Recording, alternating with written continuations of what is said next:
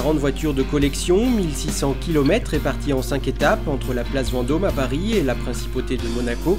35 secteurs de régularité et 80 passionnés au départ, le Rallye des Princesses est un événement automobile unique en son genre.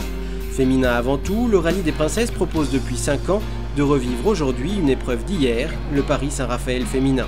Le Paris Saint-Raphaël féminin était une superbe course qui se faisait à l'époque avec les voitures modernes de l'époque, qui s'est créée en 1929 par le comte N de Rohan-Chabot et qui s'est terminée en 1974 après son décès.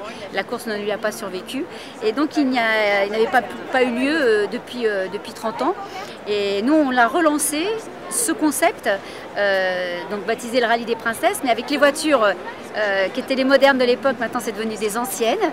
Et puis on est sur leur trace dans le sens où on part de Paris et qu'on arrive sur la Côte d'Azur et que c'est un rallye qui est sportif, parce qu'à l'époque c'était sportif, elle descendait la France en 3 jours. C'était au mois de février, imaginez-vous, il n'y avait pas les pantalons, il n'y avait pas les capotes, il n'y avait rien.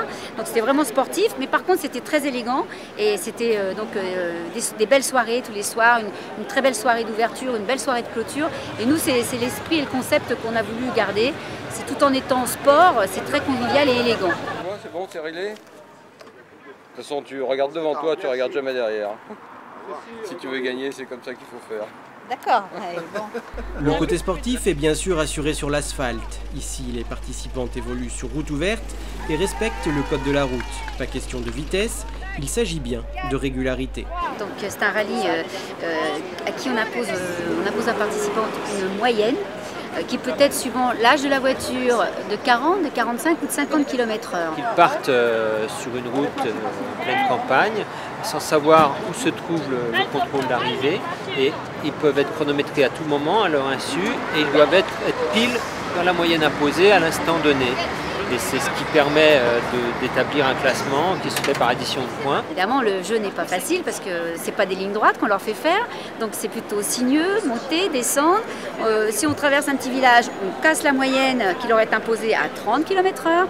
Donc il faut qu'elle calcule, qu'elle se remette en calage. Un troupeau là, c'est pas bon.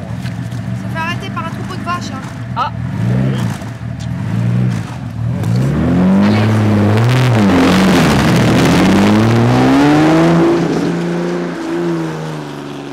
La difficulté vient de difficultés de navigation, il y a de très nombreux changements de direction, il ne faut pas se tromper. On est bon? Non, je crois qu'on s'est trompé. Direct sur les cailloux. Mais oui, les cailloux, on l'a pas pris.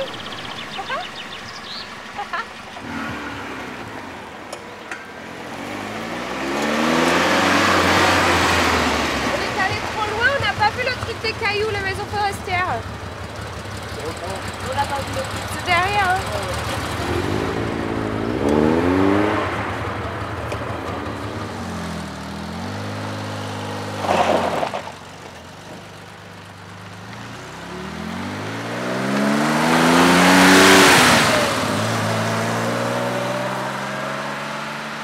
En fonction de ce qu'elles ont au bout, en secondes de plus ou de moins par rapport à la moyenne donnée, autant qu'elles auraient dû faire, eh bien on leur met des points. Donc, et le but du jeu, c'est que c'est celle qui a le moins de points qui gagne, parce que ça veut dire qu'elle a été la plus régulière possible.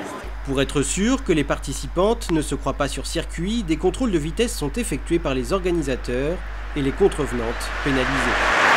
L'avenir de ce type de rallye ne pourra durer que si les gens sont respectueux du code de la route. Et donc en plus il y a des radars et donc il y a de très fortes amendes qui sont en plus versées à des associations caritatives comme Mécénat Chirurgie Cardiaque et Petit Prince. Les participantes étant plutôt disciplinées et les organisateurs voulant tout de même assurer un geste envers ces deux associations, deux ventes aux enchères ont été organisées à leur profit, une à Paris dans un grand palace à l'occasion de la soirée de départ et une à Monaco pour la soirée d'arrivée. Deux magnums du Grand Prix du Brésil 2003 de Formule 1 dédicacés par les vainqueurs ont ainsi trouvé acquéreur. Ce soir-là, par contre, c'est un homme qui l'a emporté. 1500 2 fois, 1503 fois sous vos applaudissements. Bravo et merci pour eux.